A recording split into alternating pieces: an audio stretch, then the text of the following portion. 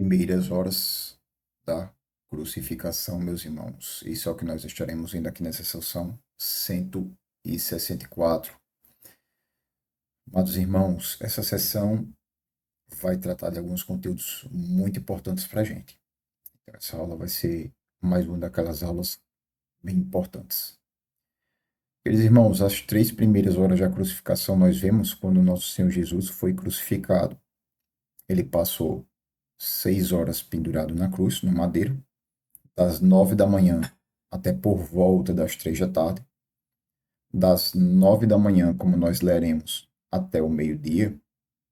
Ele estava nas 3 primeiras horas da crucificação, de 9 para meio-dia, 9, 10, 11, 12 horas da tarde. São 3 horas. De meio-dia até as 3 da tarde, que seriam as 3 últimas horas da crucificação, houve trevas sobre a terra e a gente vai estudar sobre isso também nas sessões que se seguem depois dessa, ok, meus irmãos? Então, vamos ler aqui, está em Mateus, Marcos, Lucas e João, essa passagem. Mateus diz bem assim: depois de o crucificarem, dividiram as roupas dele, tirando sortes, e sentando-se, vigiaram-no ali. Aqui diz que dividiram as roupas deles, tirando sortes. E a gente já vai precisar tratar sobre as vestes de Jesus também, meus irmãos. Aqui diz em Marcos 15, a partir do 24, fala: e o crucificaram, dividindo as roupas dele, tiraram sortes para saber com o que cada um iria ficar. Vamos aproveitar, vamos vir aqui para Lucas. Diz assim: ali o crucificaram com os criminosos, um à sua direita e o outro à sua esquerda. Então, a gente percebe aqui, através da passagem de Lucas, que tinham 2 criminosos com Jesus. A gente costuma chamar de os 2 ladrões da cruz que estavam junto com Jesus. Um à sua direita e o outro à sua esquerda, Jesus ao centro. Jesus disse: Pai, perdoa-lhes, porque não sabem o que estão fazendo. Então eles dividiram as roupas dele, tirando sortes. Só que nessa passagem de Lucas, meus irmãos, nós já vemos 2 coisas. Que estavam crucificando Jesus entre os criminosos, e Jesus pronunciou o primeiro momento dele na cruz, a primeira palavra dele pendurado na cruz, que foi: Pai, perdoa-lhes, porque não sabem o que estão fazendo. Bem, aqui nessa parte a gente vê que eles dividiram as roupas de Jesus, né? Tirando sortes. Então, meus irmãos, vamos partir para a leitura de João, mas antes de partir para a leitura de João, a gente precisa já deixar aqui ciente que, pendurado na cruz, Jesus vai fazer 7 pronunciações enquanto ele está pendurado na cruz. Muita gente chama de 7 palavras de Jesus. Não foram apenas palavras, foram frases, na verdade, né? Foram 7 frases de Jesus para o pessoal que gosta da língua portuguesa, até mesmo orações, né? Eu acho que todas elas, porque possuem verbo, locução verbal ou até mesmo período. Mas vamos sempre estar falando aqui como se fossem frases, tá, meus irmãos? Toda vez que a gente se referir a essas 7 pronunciações de Jesus na cruz, a gente vai falar como 7 frases. Então, Jesus pronunciou 7 frases na cruz. Das 7 frases, 3 frases, que foram as 3 primeiras, foram nessas 3 primeiras horas de crucificação, entre as 9 da manhã e meio-dia. As outras 4 frases pronunciadas por Jesus foram praticamente ali já próximo das 3 da tarde, quando ele já estava entregando o seu espírito ao Senhor. Nós vamos ver todas elas. Essa aqui de Lucas, Lucas capítulo 23, versículo 34, que Jesus disse: Pai, perdoa-lhes, porque não sabem o que estão fazendo, é a primeira dessas 7. E nós vamos, depois dessa sessão, entre essa sessão e a outra sessão, que trata das 3 últimas horas da crucificação do Senhor, nós vamos tirar uma aula especial só para tratar da sequência dessas 7 frases, tá bom, meus irmãos? Vai ser uma aula simples, mas bem interessante para a gente. Na próxima aula a gente já trata exclusivamente sobre essas 7 frases. Nessa sessão nós vamos ver 3 apenas. E o próximo detalhe é essa questão das roupas de Jesus, que eles dividiram tirando sorte. Quando a gente vem para João, a gente vê que essa passagem das roupas parece estar um pouco mais completa. Ele diz bem assim: ali o crucificaram e com ele 2 outros, um de cada lado de Jesus. Tendo crucificado Jesus, os soldados tomaram as roupas dele e as dividiram em 4 partes, uma para cada um deles, restando a túnica. Esta, porém, era sem costura, tecida numa única peça, de alto a baixo. Não a rasguemos, disseram uns aos outros. Vamos decidir por sorteio quem ficará com ela. Isso aconteceu para que se cumprisse a escritura que diz: dividiram as minhas roupas entre si e tiraram sortes pelas minhas vestes. Foi o que os soldados fizeram. As próximas passagens aqui já começa a falar do horário. Marcos fala que era 9 da manhã, quando crucificaram Jesus. E depois aqui vai falar, as 4 passagens vão falar daqueles nomes, do nome que ficou em cima da cruz, né? Este é Jesus de Nazaré, o Jesus Nazareno, rei dos judeus. Mas antes da gente tratar a respeito disso, meus irmãos, vamos voltar um pouquinho para essa questão das vestes. Olha o que João falou para a gente. Pegaram as vestes dele, as roupas, dividiram em 4 partes, uma para cada um deles. Então a primeira coisa que a gente tem em mente é que provavelmente eram 4 soldados. Há uma discussão dos estudiosos se eram 4 soldados mais um oficial romano, que era o centurião, que era o líder deles, ou se o centurião fazia parte dos 4 soldados, seriam 3 soldados mais um centurião. Mas, de qualquer forma, tinham 4 homens ali, de maneira que eram os 4 responsáveis pelo processo da crucificação de Jesus. E nesse momento, essas roupas foram divididas, essas 4 partes, foram divididas e entregues para cada um deles. E restou a túnica. Meus queridos, vamos tratar um pouquinho a respeito disso. Vamos aproveitar essa oportunidade para dizer que roupas são essas, que túnica é essa. Vamos adiantar. Meus irmãos, olha só. As vestes daquela época do povo judeu consistia praticamente em 2 partes. Uma principal chamada túnica, que era o que eles vestiam por cima do corpo. O que era túnica? Vamos imaginar o seguinte. Vamos imaginar um saco, por exemplo, um saco de pano.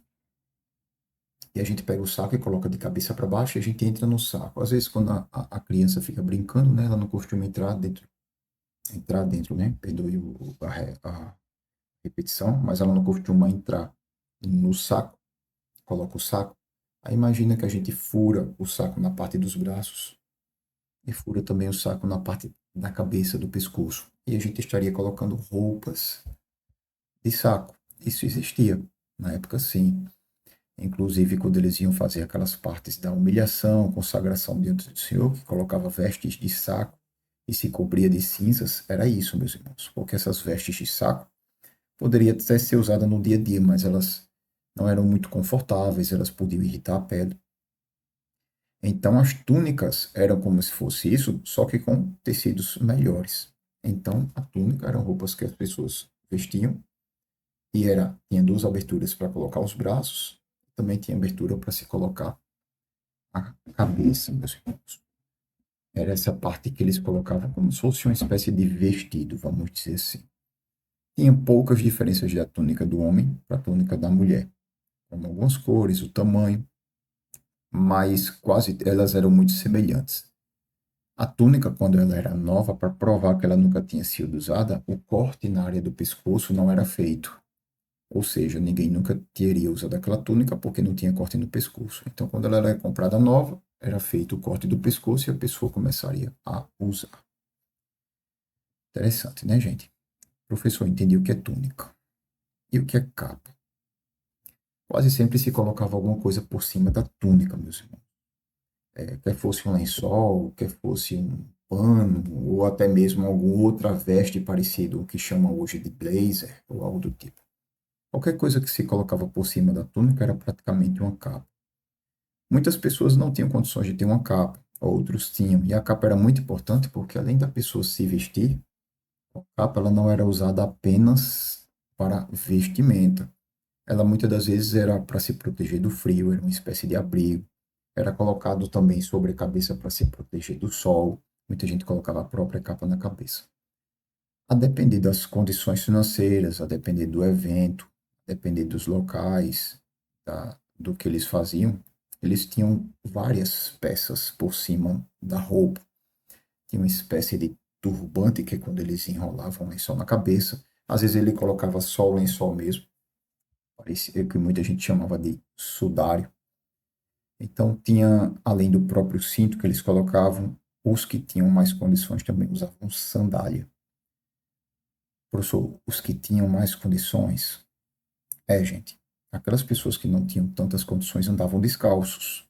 As vestes eram uma coisa muito cara para a época, bem mais cara do que os dias de hoje.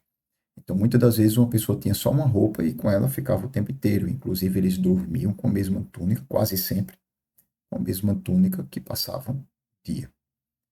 Então, não era tão fácil e tão simples para eles terem várias roupas. Por isso que quando muita gente estava em estado de luto, ou algo que considerava um absurdo supremo, como o caso de blasfêmias, eles costumavam, para mostrar sua profunda tristeza e indignação, rasgar as próprias vestes.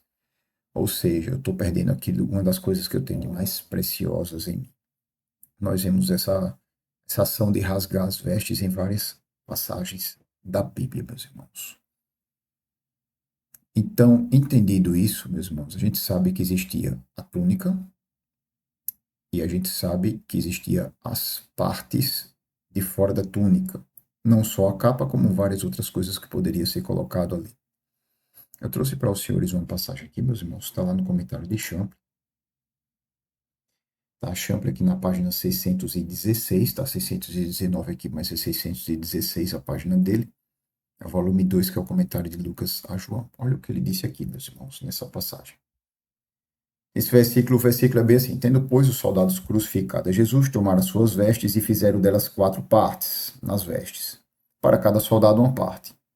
Tomaram também a túnica. Ora, a túnica não tinha costura, sendo toda tecida de alto a baixo. Essa túnica sem costura não era tão simples de se ter. Alguns comentaristas dizem que geralmente quem os usavam eram sacerdotes, pessoas dessa área mais, não foi o nome que eles utilizaram, mas eu vou dizer aqui, mais dessa área mais rabínica, dessa parte mais, vou utilizar o nome que eles também não usaram, mas é como se fosse dessa parte mais eclesiástica, alguma liderança, líderes dos judeus, autoridades.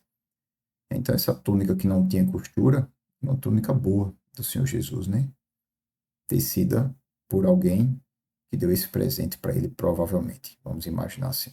De qualquer forma, independente de como chegou, a gente sabe que a túnica dele não tinha costura. Se ela tivesse costura, eles poderiam recortar ou retirar a costura e dividir as peças entre eles. Mas como não tinha costura, eles não queriam rasgar a túnica. Por isso que eles lançaram sorte sobre a túnica. Os irmãos. Olha só, gente, ele vai falar aqui que usualmente eram 4 soldados, que ele chamou de quaternio, se desincumbiam de tais deveres, ao passo que certos deveres não requeriam todo esse número, mas isso aqui a gente já tratou a respeito. Ele disse que tinha um centurião, se esse centurião podia ser um dos 4, ou poderia ser fora os 4. Mas o que importa para a gente agora é ver essa parte daqui de baixo, gente. Olha o que ele está falando. As 4 peças do vestuário eram a coberta da cabeça, as sandálias, o cinto e uma coisa que ele chamou de talite. Então a gente tem das 4 peças, tem o cinturão, tem as sandálias, tem uma cobertura para a cabeça, e a gente vai ver que a cobertura da cabeça, no caso de Jesus, provavelmente era um sudário. Sudário é como se fosse um pano branco que colocava sobre a cabeça. E também tem esse tal de talite, gente. Ele vai dizer assim, ó, que era uma capa quadrada, usada externamente, dotada, ele vai ver na outra página, vai falar de fímbrias. Aqui, de fímbrias. Depois ele vai falar sobre a sua cabeça, ele tinha um sudário branco, e ele vai falar alguns detalhes sobre esse sudário branco. Vamos voltar para cá, gente, porque ali tem muito comentário, ia gastar um tempo necessário. Se alguém desejar ver, é só voltar essa parte do vídeo e dar uma pausa, tá? Mas olha só, gente. Um talite, uma coberta na cabeça, um sudário branco, as sandálias e o cinto. Esse talite, ele está dizendo que era uma capa quadrada, usada externamente e dotada de fímbrias. Fímbrias como se fossem umas franjinhas, uns pedacinhos de pano. Por que eles faziam isso? Rituais, muitas das vezes, para orações, rituais religiosos, é normal. Vamos dar uma olhadinha nessas imagens, meus irmãos. Eu trouxe aqui para os senhores algumas imagens já puxadas da internet que eu estava pesquisando. Já tentei deixar algumas guias abertas aqui.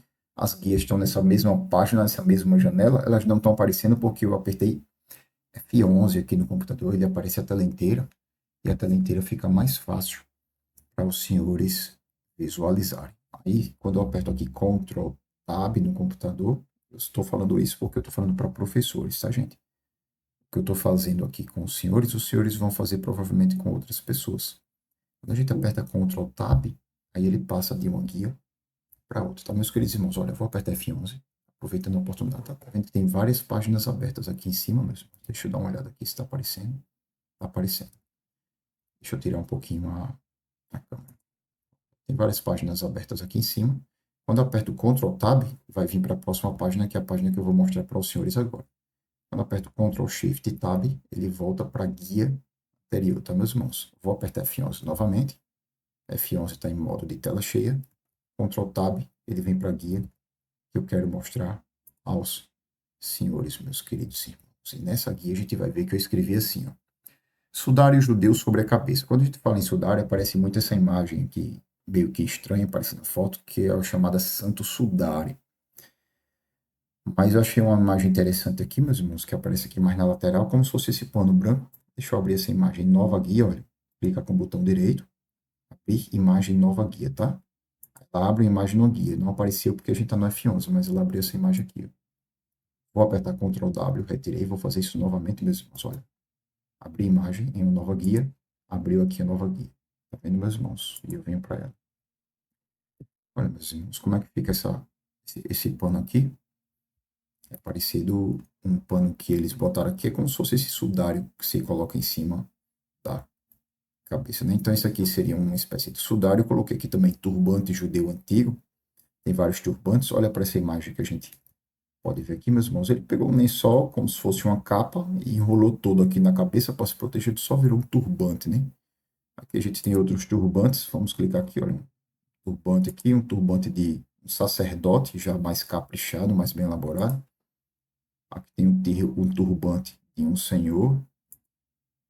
Olha outro turbante. Esse turbante é mais bonitinho, mais bem elaborado, aparentemente, né? Deixa eu ver essa imagem nova aqui também. Vou dizer aqui. Olha para cá, gente, esse turbante desse senhor. É como se fosse um turbante propício, feito para isso, enfim. O que quer que seja, o turbante era essa parte que se colocava na cabeça. Aqui tem outros modelos e outros modelos aqui com outras espécies de turbante, talvez mais atual, né?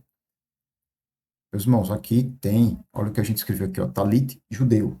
Eu copiei aquele nome talit, coloquei aqui, pode ser até talit também, ele está sugerindo os resultados para esse outro nome. Olha aqui, gente, era como se fosse um lençol quadrado, né? Viu o que Champlin falou?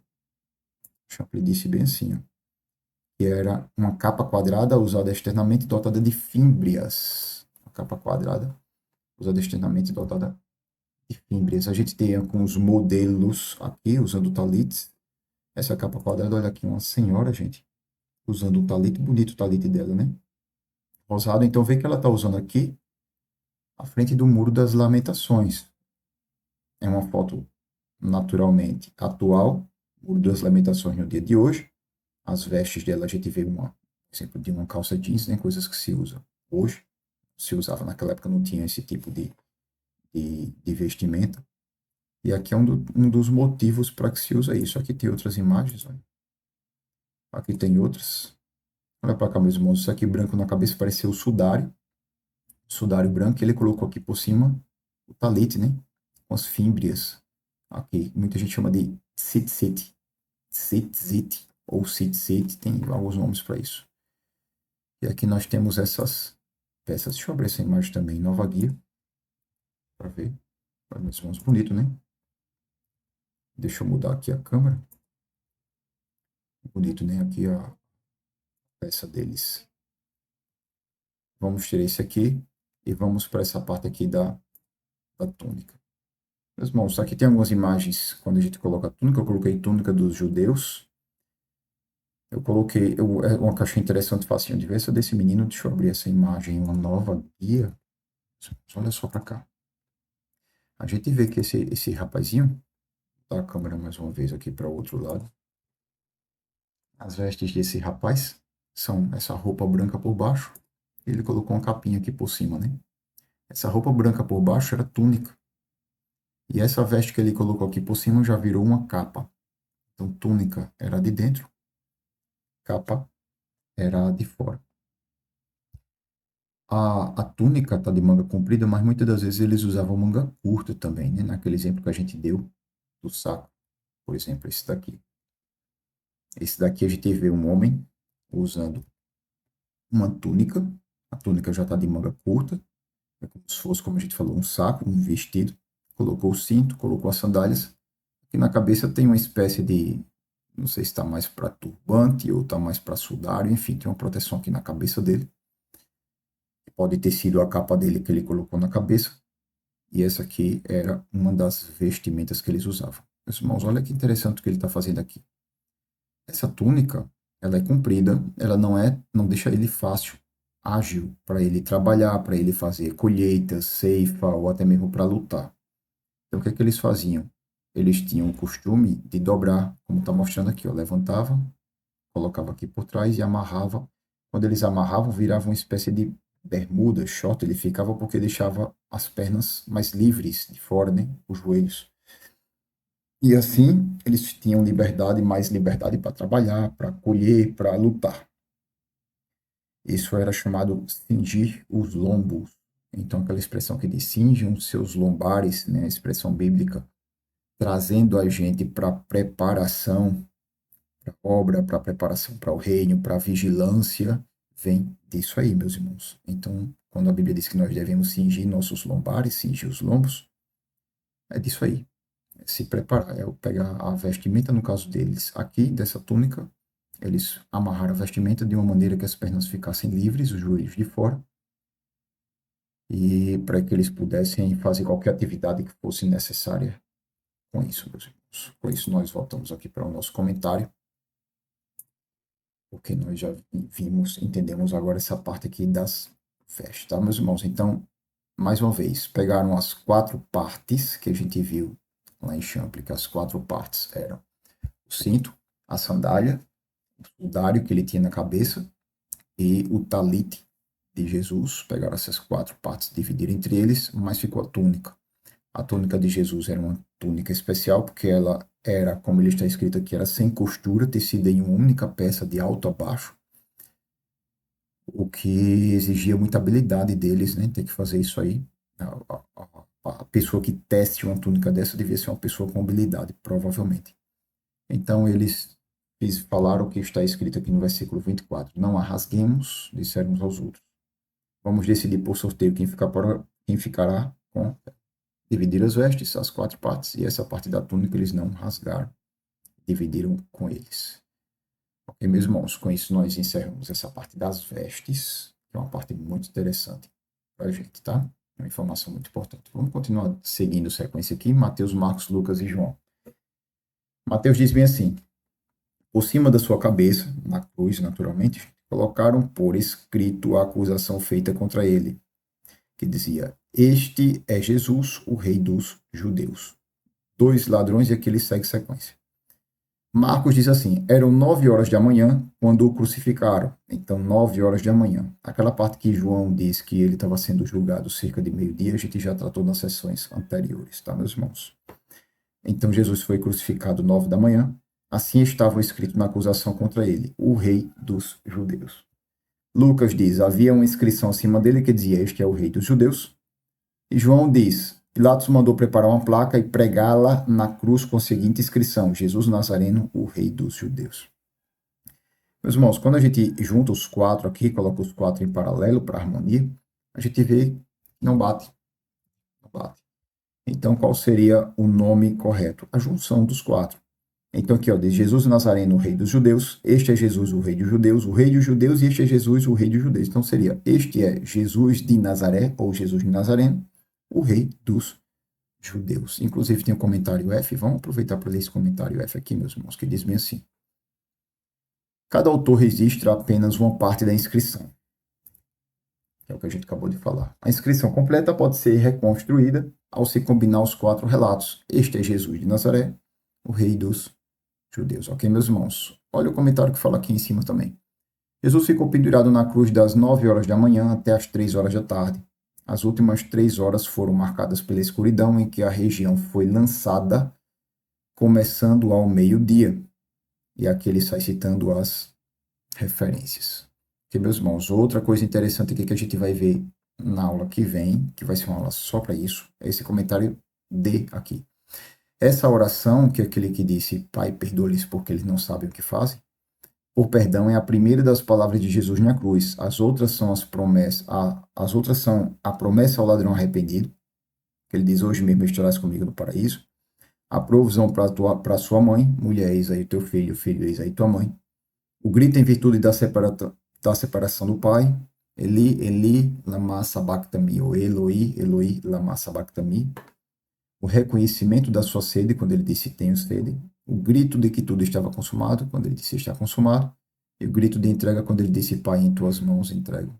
E o Espírito, a aula que vem, a gente trata só sobre isso, tá, meus irmãos? A gente viu que de primeira, ele falou aqui em João, Pai, perdoa-lhes, porque não sabem o que estão fazendo. Meus irmãos, aqueles homens estavam colocando prego nas mãos de Jesus, colocando prego nos pés de Jesus. E Jesus disse, Senhor, perdoa-lhes, perdoa esses homens, eles não têm ideia do que estão fazendo, não sabem quem estão crucificando. E Jesus foi capaz de perdoar naquele momento de dor intensa. Por mim, né? Por nós, meus irmãos, por nós. Era para que eu estivesse pendurado naquela cruz fazendo isso. E ele fez isso por nós. Por isso, meus irmãos, que hoje também nós deveríamos perdoar o próximo. Nós vemos lá na Bíblia, inclusive em Mateus, capítulo 6, quando ele faz a oração do Pai Nosso, ele diz, perdoai as nossas ofensas, assim como nós perdoamos a quem nos tem ofendido. Começa a oração do Pai Nosso no versículo 9 de Mateus 6, vai seguindo até o versículo 13. Quando ele entra no 14 e no 15, ele diz bem assim, porque se perdoardes as ofensas de quem vos tem ofendido, também vosso Pai Celeste vos perdoará vossas ofensas. Mas se não perdoardes as ofensas de quem vos tem ofendido, também vosso Pai Celeste não vos perdoará as vossas ofensas. Então quer dizer que se eu não quiser perdoar meu irmão, eu não serei perdoado por Deus? Segundo a Bíblia, não. Ah, mas isso é muito forte. Mas o que eu fiz com Jesus na cruz não foi forte também? E ele não me perdoou, e ele não me perdoa? O que fizeram contra mim precisaria ser mais forte do que eu fiz com Jesus na cruz. Eu falei mal de Jesus, eu cuspi Jesus, eu bati no rosto dele, coloquei uma coroa de espinho no rosto dele, peguei aquela madeira que estava na mão dele e bati no rosto dele. Agi com zombaria diante de Jesus, agi com rudeza diante de Jesus, chicoteei Jesus, cortei Jesus todo, levei Jesus para cima de uma montanha, carregando uma cruz, os meus pecados fizeram isso com ele. E lá nós penduramos Jesus numa cruz, pregamos, colocamos pregos em suas mãos, colocamos pregos em seus pés, deixamos Jesus respirando com dificuldade, derramamos o sangue de Jesus e por fim nós matamos Jesus, meus irmãos. Foram os meus pecados que mataram Jesus. Foram as nossas transgressões que ele levou sobre si. Isaías fala que o castigo que nos traz a paz estava sobre ele. Essa paz que nós temos hoje em Cristo Jesus, reconciliados com Deus, foi por causa que Jesus pagou o nosso preço na cruz. Então ele me perdoa das minhas falhas, quando eu me arrependo de coração naturalmente. Não é eu falar que me arrependo da boca para fora, não, quando eu me arrependo de coração. Quando eu confesso no coração os meus pecados. 1 João 9 diz, se confessarmos os nossos pecados, ele é fiel e justo para nos perdoar os pecados e nos purificar de toda a injustiça. Então, por que eu não quero perdoar o meu irmão? O que eu fiz com Jesus foi pior. Por isso que a Bíblia ela fala muito forte nisso, tá, meus irmãos? E Jesus, mais uma vez, dá um exemplo aqui. Em Lucas 23, 34, Pai, perdoa-lhes, pois não sabem o que estão fazendo. Irmãos, passando aqui para as próximas, vamos continuar a sequência aqui em Mateus. Diz bem assim, crucificados com ele, um à sua direita e outro à sua esquerda. Marcos diz bem assim, com ele crucificaram dois ladrões, um à sua direita, outro à sua esquerda. E cumpriu-se a escritura do que diz. Ele foi contado entre os transgressores em Isaías 53, 12. Lucas fechou aqui essa parte e João diz bem assim. Muitos dos judeus leram a placa. Aqui é outra informação bem interessante para a gente, tá, meus irmãos? pois o lugar em que Jesus foi crucificado ficava próximo da cidade, e a placa estava escrita em aramaico, latim e grego. Os chefes dos sacerdotes dos judeus protestaram junto a Pilatos: Não escrevas o rei dos judeus, mas sim que este homem se dizia rei dos judeus. Pilatos respondeu: O que escrevi, escrevi. E aqui a gente vai passar para outra parte, mas antes de ler outra parte, mais uma vez, vamos tratar isso aqui, gente. Olha só. Muitos dos judeus leram a placa. O lugar que Jesus foi crucificado ficava próximo da cidade de Jerusalém, e tinha muita gente em Jerusalém. A placa estava escrita em aramaico, latim e grego. Professor, por que estava escrita em aramaico, latim e grego? Primeira coisa que a gente precisa entender, meus irmãos, que a língua do povo daquela época, que antes era o hebraico, agora estava se tornando aramaico, tá? Por contextos históricos que a gente não vai entrar nesse detalhe agora. Mas a língua que Jesus falava era o aramaico. A língua daquele povo era o aramaico. Até o sotaque era diferente. O povo galileu tinha um sotaque diferente dos judeus, do povo da Judéia, por exemplo. Mas era o aramaico. E latim. Latim era a língua do povo romano. Era uma língua que era praticamente, tinha suas diferenças, mas hoje é como se fosse um italiano. Então era o latim. Inclusive nós somos descendentes do latim. Já tratamos isso em algumas aulas anteriores. O nosso português, a gente não percebe, mas ele se parece com o italiano, gente. Para quem é de fora, que não entende o português, assemelha ao italiano. Então nossa língua é descendente do latim. Hoje seria mais difícil ainda entender o aramaico ou o grego do que o latim para a gente. E o grego? O grego era aquela língua universal que a gente já estudou também, tá, meus irmãos? Então, eles escreveram essas três línguas. Vamos criar um exemplo aqui para a gente, para facilitar, meus irmãos. Vamos imaginar o seguinte. Vamos imaginar que o Japão, país do Extremo Oriente, hoje dominasse o mundo, né? Por exemplo. É um pouco... Hoje a gente precisa ter cautela com essas comparações, que o mundo, infelizmente, está em guerra, né? O mundo, países tentando dominar regiões, tentando dominar outros países, bombardeando outros e pessoas passando fome, pessoas morrendo, crianças sofrendo, adultos sofrendo, enfim. Mas vamos imaginar esse exemplo com muita cautela e sabedoria, claro. Vamos imaginar esse exemplo, que o Japão do Extremo Oriente dominasse o mundo. Era o que acontecia na época. O Império Romano dominou o povo judeu.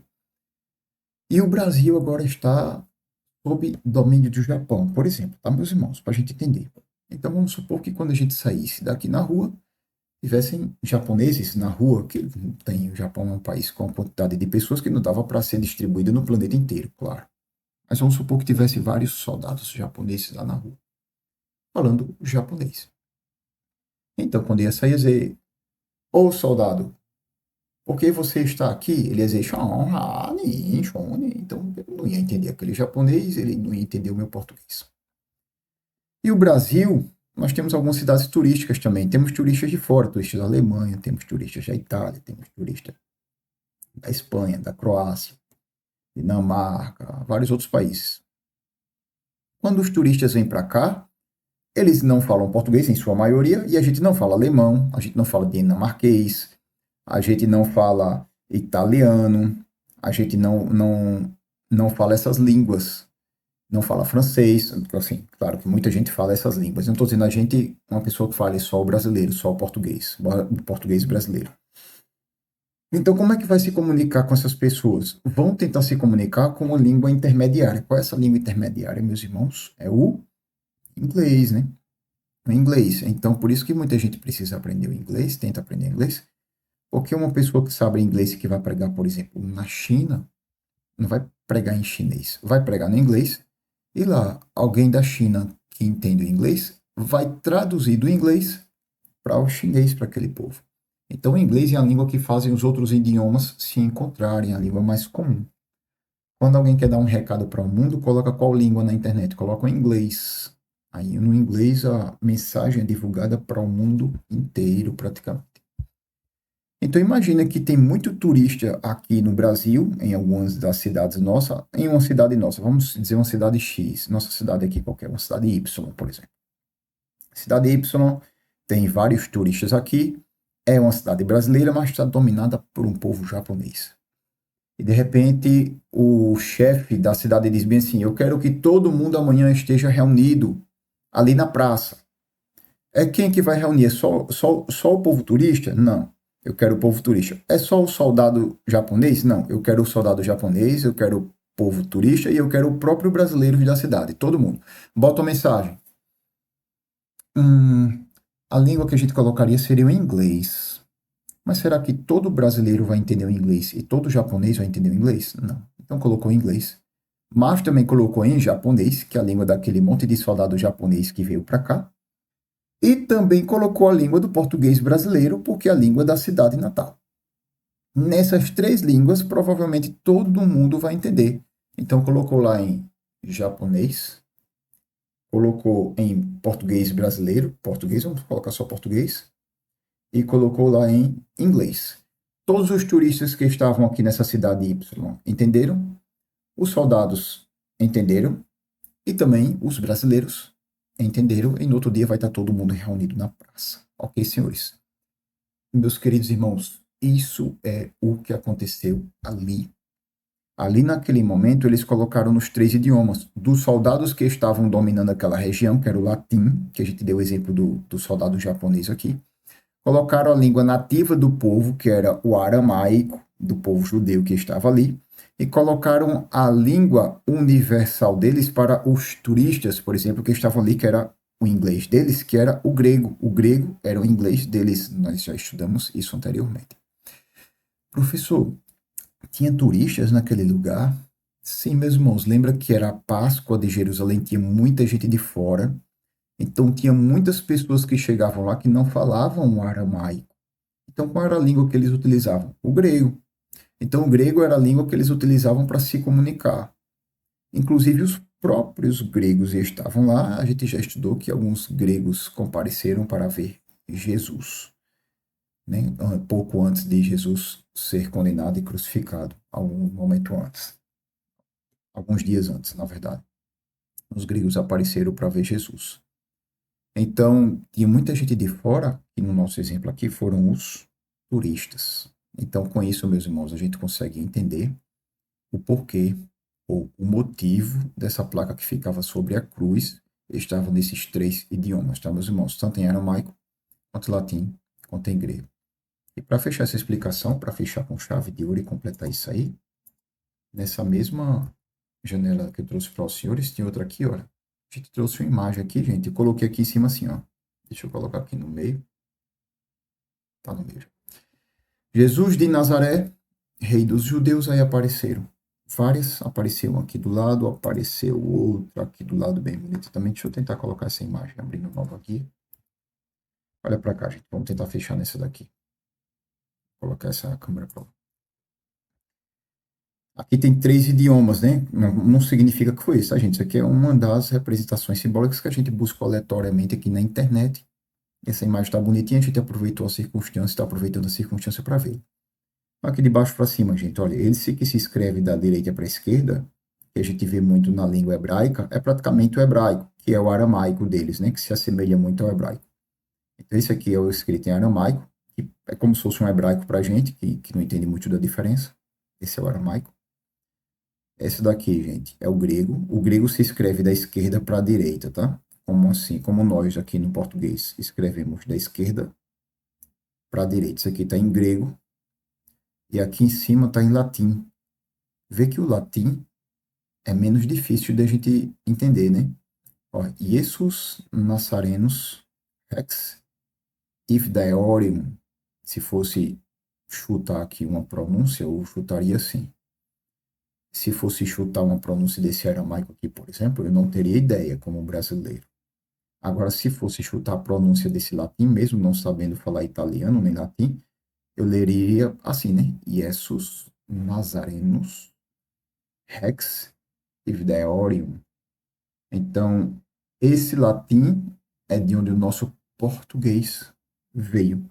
Ele foi derivado daqui desse latim, tá, gente? Então, aqui em cima, o latim, que era a língua dos soldados romanos, e o grego, que era a língua universal deles, era o inglês deles, e aqui aramaico, que era a língua deles. Professor, foi nessa ordem? Não, isso aqui foi imagem tirada da internet, meus irmãos. Apenas tirada da internet. Mas o que a gente leu aqui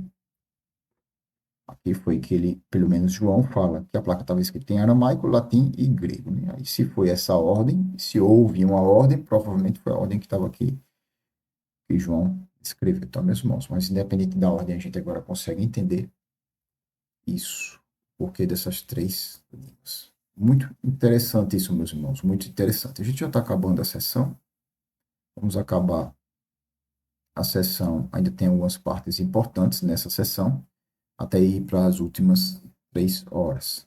Nós vamos fazer o seguinte, meus irmãos. Essas outras partes das sessões tem algumas outras coisas muito interessantes também.